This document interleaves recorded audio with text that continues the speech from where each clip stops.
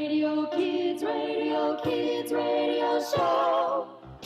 Tune in to Kids Radio. It's never too late, we're always ready for a show. Tune in to Kids Radio. The songs that you hear will help your music sense to grow. Tune in to Kids Radio and start your hands to clapping or tap your little toe. Tune in to Kids Radio and listen, we're ready to go. Many years ago, there was an emperor who was so excessively fond of new clothes that he spent all his money on them. He cared nothing about his soldiers, nor for the theatre, nor for driving in the woods, except for the sake of showing off his new clothes. Oh, look, dear, here comes His Majesty in the royal coach for a ride in the woods to show off his new clothes. Oh, my! Make sure you comment on his new wardrobe as he drives by, or else he'll be cranky for a month. Hello, loyal peasants.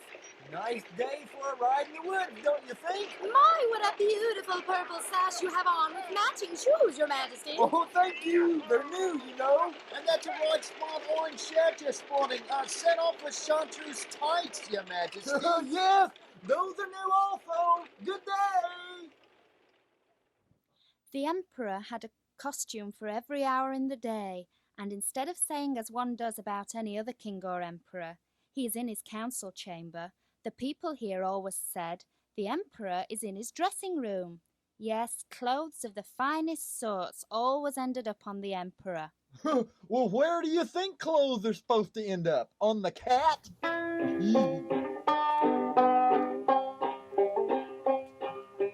Hats, gloves, blouses and skirts, pants, shoes, socks and shirts came from a farmer and came from a chemist. Sing those two lines.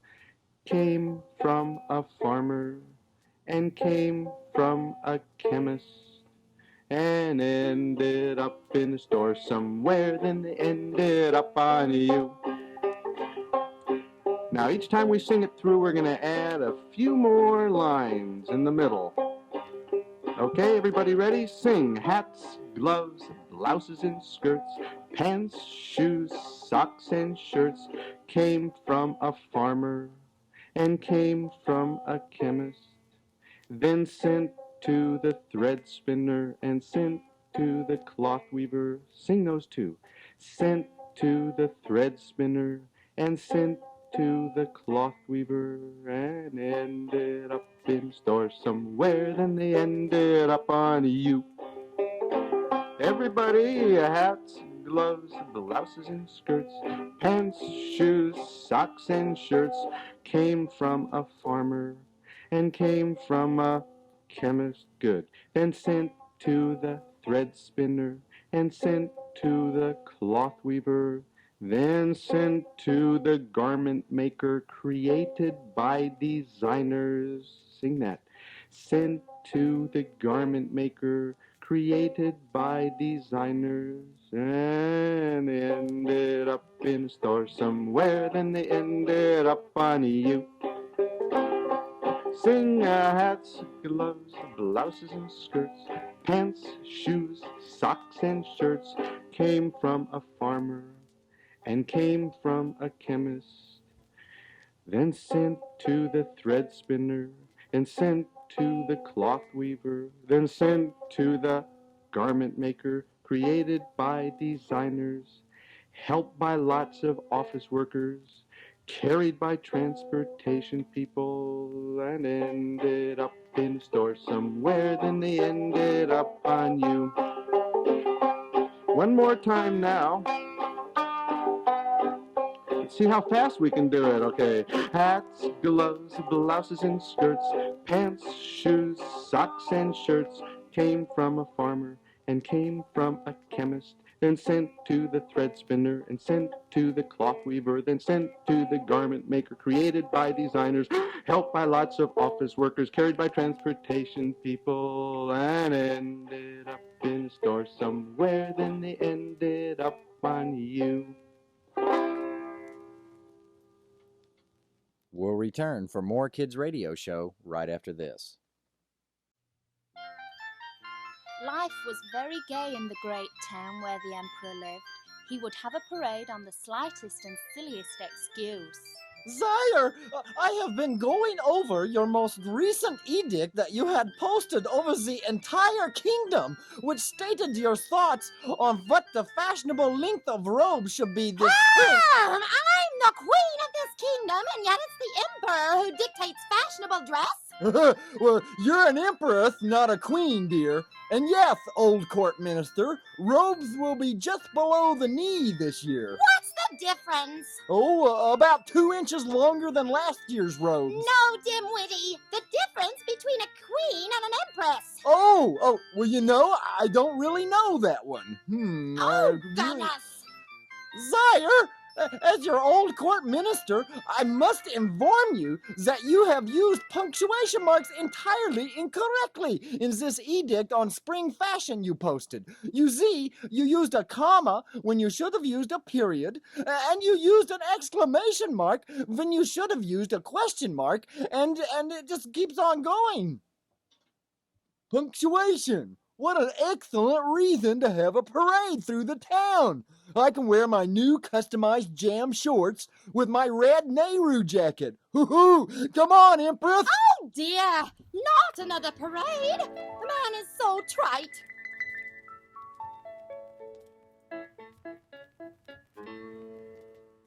What if punctuation marks could make sounds? Wouldn't it surprise us? Wouldn't it be fun? A period, a question mark, an exclamation, a curly comma. Let's end the sentence with a period. Let's end another with a period. Can you end this question with a question mark? Yes, exclamation mark. Commas are used to separate words, like bees, bananas, and bluebirds. You can put the punctuation in yourself. Try it on the next verse. It's exactly like the first. Let's end the sentence with a period. Let's end another with the period. Can you end this question with a question mark? Yes, exclamation mark. Commas are used to separate words, like bees, bananas, and bluebirds. You can put the punctuation in yourself. Try it on the next verse.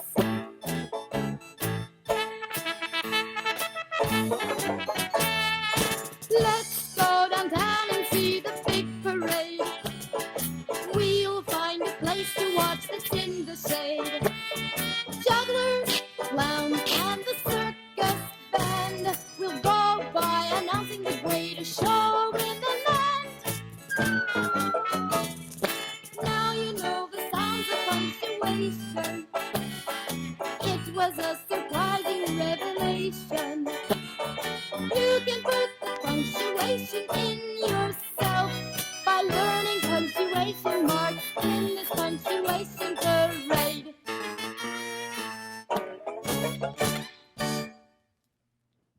Hosts of strangers came to visit the Emperor's town every day, and among them one day were 2 swindlers with a plan.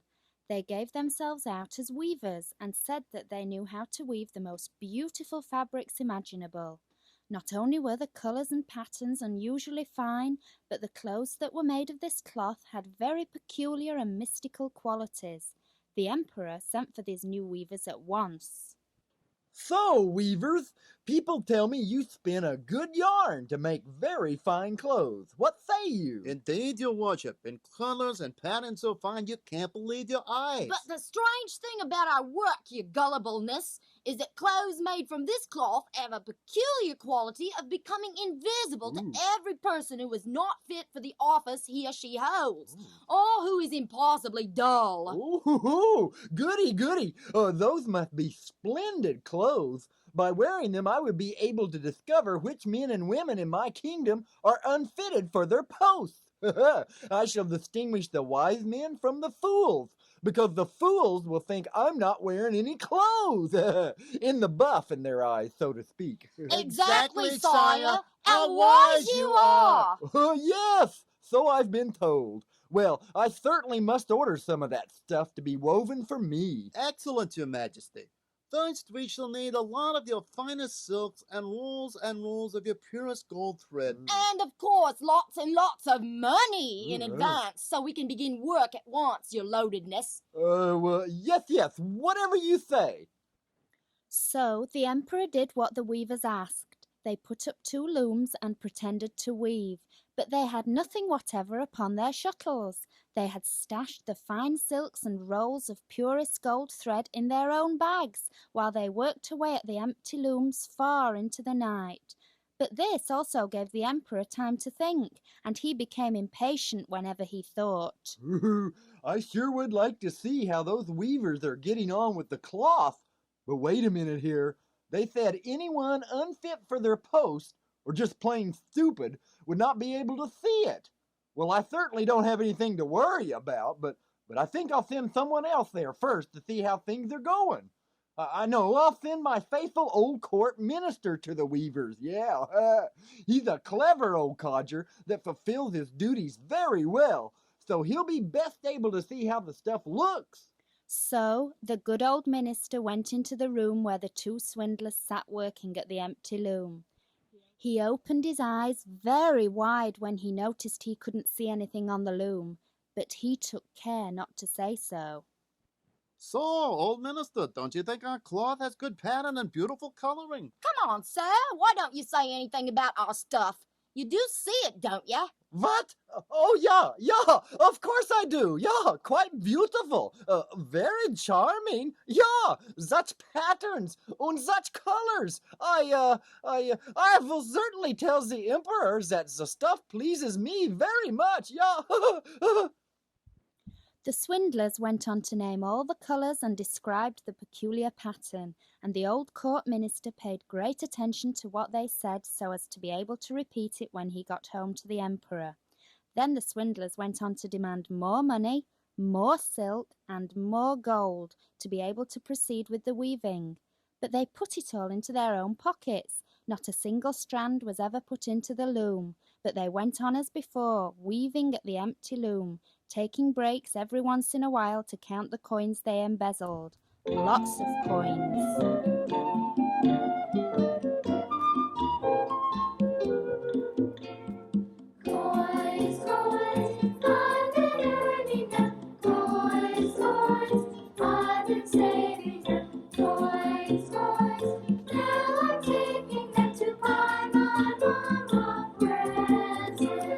President Lincoln lives on my penny. President Lincoln lives on my penny. Now I'm taking my bright copper penny to buy my mama present. President Jefferson lives on my nickel. President Jefferson lives on my nickel. Now I'm taking my bright shiny nickel to buy my mama present. Coins, coins, I've been earning them. Coins, coins, I've been saving them. Coins, coins, now I'm taking them to buy my mama present. President Roosevelt lives on my dime. President Roosevelt lives on my dime. Now I'm taking my bright shiny dime to buy my mama present. President Washington lives on my quarter. President Washington lives on my quarter. Now I'm taking my bright shiny quarter to buy my mama present. Pennies and nickels, I've been saving them. Dimes and quarters, I've been saving them. Counted them up and now I've done enough to buy my mama present.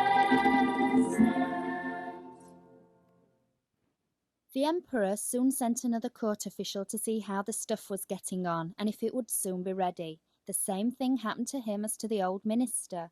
He looked and he looked, but as there was only the empty loom, he could see nothing at all. He thought he must be unfit for his good post as court official, so he decided to cover for his apparent deficiency. Well, How does the fabric look, court official? Oh, sire, it's magnificent. Everyone in town is talking about this splendid stuff. Okay, that does it. It's time I paid my weavers a royal visit. You, court official, and you, old court minister, will accompany me. So the Emperor and his 2 faithful officials, who had already seen the imaginary stuff, went to visit the crafty impostors, who were working hard as ever at the empty loom. See, your majesty, isn't it magnificent? What a design, what colors. It's so gorgeous. I advise your majesty to wear a suit made from this wonderful cloth. Ja, und wear it on the occasion of a great procession, which your majesty will probably have very soon. Yes, your majesty, the peasants will probably be very impressed. Oh, well, yes, this cloth? Yes, this cloth meets with my highest royal approval. Does the sire enjoy all the new colors?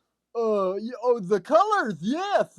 Well, the colors are, just beyond words to describe. Or are they? Your dimness, this delicate fabric contains all the colors of the rainbow. Oh, of course, I knew that. Yes, I can see that with my own eyes, you know. Yes, all the colors of the rainbow right there. I know.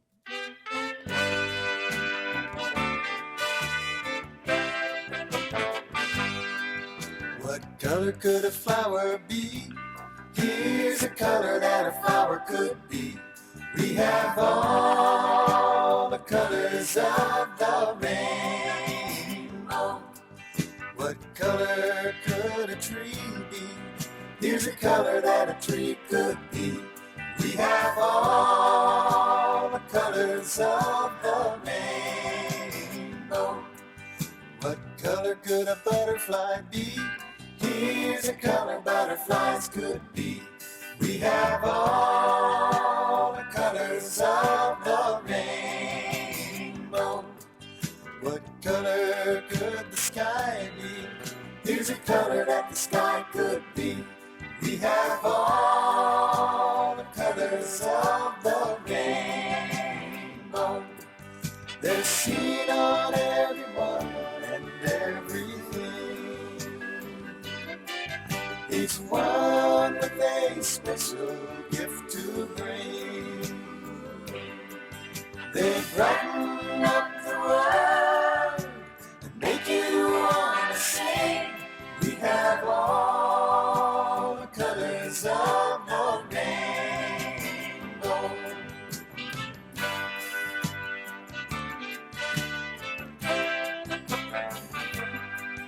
What color could a puppy be? Here's a color that a puppy could be. We have all the colors of the rainbow. What color could a kitty be? Here's a color that a kitty could be. We have all the colors of the rainbow. What color could a bird be? Here's a color that a bird could be. We have all the colors of the rainbow. What color could a baby be? Here's a color that a baby could be. We have all the colors of the rainbow. They're seen on everyone and everything. Each one with a special gift to bring. They brighten up the world and make you want to sing. We have all the colors of the rainbow.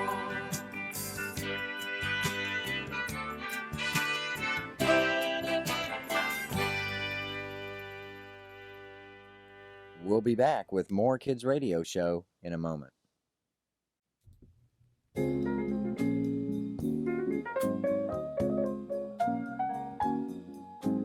Let's pretend we can fly up to Mars, walk on the moon, swing on the stars, ride on a magic carpet and zoom over the clouds, ride a witch's broom. See me now, I'm as free as the breeze, laughing and gay, no one to please. I can be anywhere that I want to be. It's easy when I'm imagining. I can talk to the birds as I sit on a cloud, lie on a rainbow, then float to the ground. It's great to pretend for a little while. It's so much fun. It makes me smile.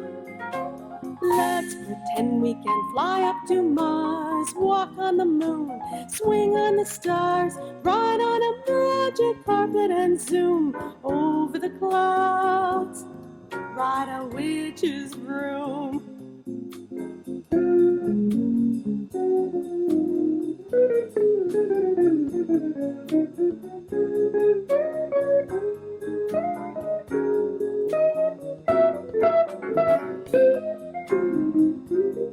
I can use each star as a stepping stone and fly to where no bird has flown. It's great to pretend for a little while. It's so much fun. It makes me smile. Let's pretend we can fly up to Mars, walk on the moon, swing on the stars, ride on a magic carpet and zoom over the clouds, ride a witch's broom, ride a witch's broom, ride a witch's broom, ride a witch's broom, ride a witch's broom, ride a witch's broom. The swindlers sat up the whole night before the day on which the procession was to take place, burning candles, pretending to be stitching on the emperor's new clothes. They pretended to take the stuff off the loom, they pretended to cut it out in the air with a huge pair of scissors, and they stitched away with needles without any thread in them. At last, sire, now the emperor's new clothes are ready. On my right arm I have draped the trousers, on my other is the coat. And here is the mantle, as light as a spider's web, sire. One might think one had nothing on, but that is the beauty of it, don't you see? Yeah, I quite agree with you both. Almost like very nothing at all. It is so fine and perfect, yeah. Will your majesty be graciously pleased to take off your clothes? No, I will not be so pleased. Oh, your imperialness, we are professionals, remember? We just want to put on your new clothes to get a proper fitting. You may also see how they look on here before the great mirror. Okay, but I want you to get them on me quickly. I catch colds easily, you know. The emperor took off all his clothes, and the impostors pretended to give him one article of dress after the other of the new ones which they had pretended to make. They pretended to fasten something around his waist and to tie on something. This was the long train robe, and the emperor turned round and round in front of the mirror. Oh, how stunning His Majesty looks in his best, in his new clothes. Yeah, how becoming on you, Sire. What a design. What colors. There's the most gorgeous robes. Oh, bravo, sire. Yeah, now that I see the whole new wardrobe on myself in the great mirror, well, I can see that they fit perfectly. Almost like a second skin, yeah. Then the emperor turned round and round again in front of the grand mirror, so that he should seem to be looking at his grand things. Look into the mirror. What did the mirror say? You're the ugliest kid I've seen. Will you please go away? My feelings had been hurt. My pride was damaged. I was crushed. My hair was cold. My clothes were clean. My teeth had all been brushed. Took my father's overcoat and a faded old bow tie. Came back to the mirror to get a new reply. Mirror, mirror on the wall, how do I look to you? Just like that ugly ugly kid, the mirror said as I withdrew. Looked into the mirror. What did the mirror say? You're the ugliest kid I've seen. Will you please go away? Found my mother's makeup kit and my grandmother's old wig. Dabbed some lipstick on my mouth and made my chest look big. Put my sister's sweater on and I rolled up both my sleeves. Mirror was so silent, I was so relieved.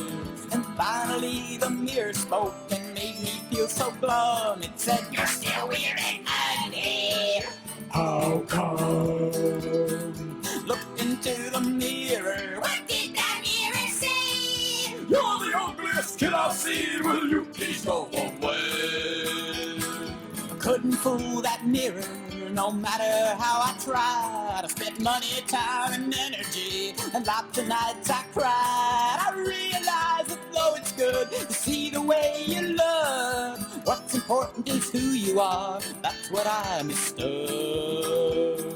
The best reflection on who you are comes from another place. So I bought a brand new mirror and got a haircut just in case. I looked into the mirror. What did the mirror say? You may be the ugliest kid I've seen, but please don't go away.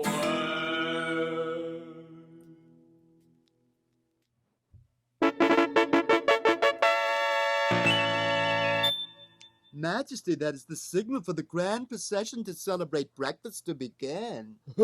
A parade procession to celebrate breakfast? Well, that sounds silly. Why do we celebrate such a thing? You ordered it, sire, so you could wear your new clothes. I did? Oh, I mean, of course I did. Yeah, we mustn't forget to honor breakfast, you know. Well, let's get this show on the road. Hey, I feel a draft. I better get those new clothes on. But your majesty is wearing the new clothes right now. They are so light and finely spun, you just forgot they were there. Yes, I knew that.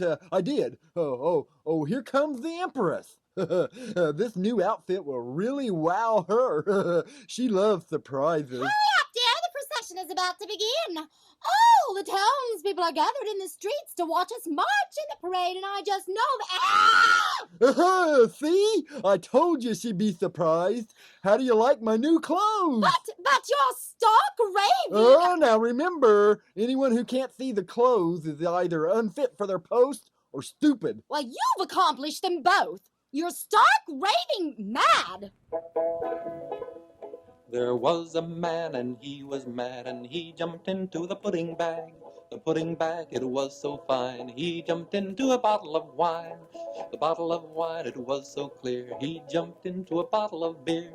The bottle of beer, it was so thick. He jumped into a walking stick. The walking stick, it was so narrow. He jumped into a wheelbarrow. The wheelbarrow began to crack. He jumped onto a horse's back. The horse's back began to break. So he jumped into a chocolate cake. The chocolate cake became so rotten. He jumped into a bag of cotton. The bag of cotton caught on fire and blew him up to Jeremiah. Poof! The Empress claimed she had a splitting headache and therefore could not march in the parade procession where the Emperor would sport his new clothes that weren't really there. The chamberlains who were to carry the train stooped and pretended to lift it from the ground with both hands, and they walked along behind the Emperor with their hands in the air. They dared not let it appear that they could not see anything. As the Emperor walked along in the procession, everybody in the streets and at the windows exclaimed how beautiful the Emperor's new clothes were, and how well they fit him. Nobody would let it appear that he or she could see nothing, for then he would not be fit for his or her clothes, or else he or she was a fool. Hey, you know, I don't believe any of my previous outfits have ever been this successful before. My subjects are loving this. But he has got nothing on. Did you hear what that child said? The child said the Emperor has nothing on. Yes, he's right. He doesn't have anything on.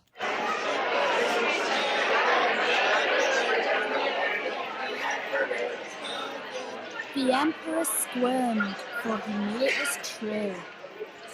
But the show must go on, and besides, I love a parade.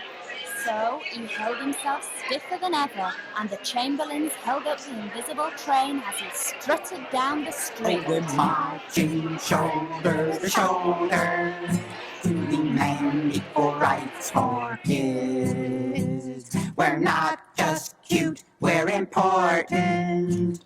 We're throwing off our chains and our bibs.